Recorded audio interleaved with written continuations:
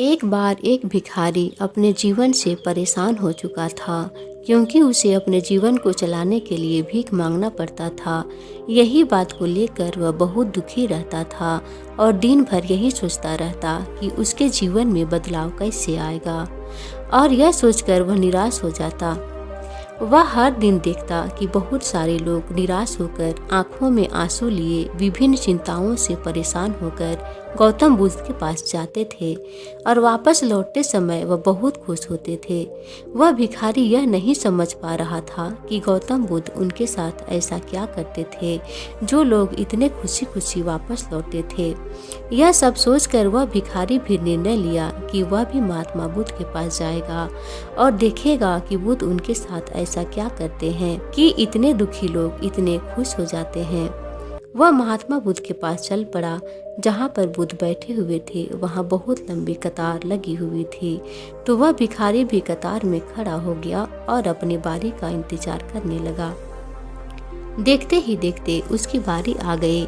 उसने बुद्ध से कहा, भगवान, मैं बहुत गरीब हूँ, मेरे पास कुछ भी नहीं है। मुझे अपना जीवन चलाने के लिए भी दूसरों से भीख मांगनी पड़ती है।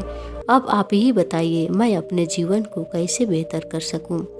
यह सब सुनकर बुद्ध ने कहा, तुम गरीब नहीं हो, तुम्हें ऐसा लगता है क्योंकि आज तक तुमने कभी किसी को कुछ दिया ही नहीं तुमने कभी किसी को दान दिया, नहीं तुमने दूसरों के लिए कुछ किया।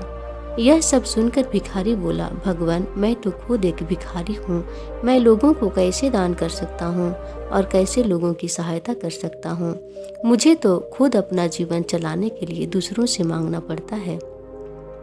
यह सब सुनकर बुद्ध थोड़ी देर चुप रहे, फिर बोले, तुम्हारे पास 2 हाथ हैं जिससे तुम लोगों की सेवा कर सकते हो, तुम्हारे पास मुंह है जिससे तुम लोगों से अच्छी अच्छी बातें कर सकते हो, दूसरों का हौसला बढ़ा सकते हो। यह सब करके भी तुम दूसरों की सहायता कर सकते हो। जरूरी नहीं कि दान धन और पैसों से ही किया जाए, हम चाहे तो शिक्षा का भी दान कर सकते हैं। भगवान ने जिनको पूर्णतः अच्छा शरीर दिया है वह गरीब हो ही नहीं सकता।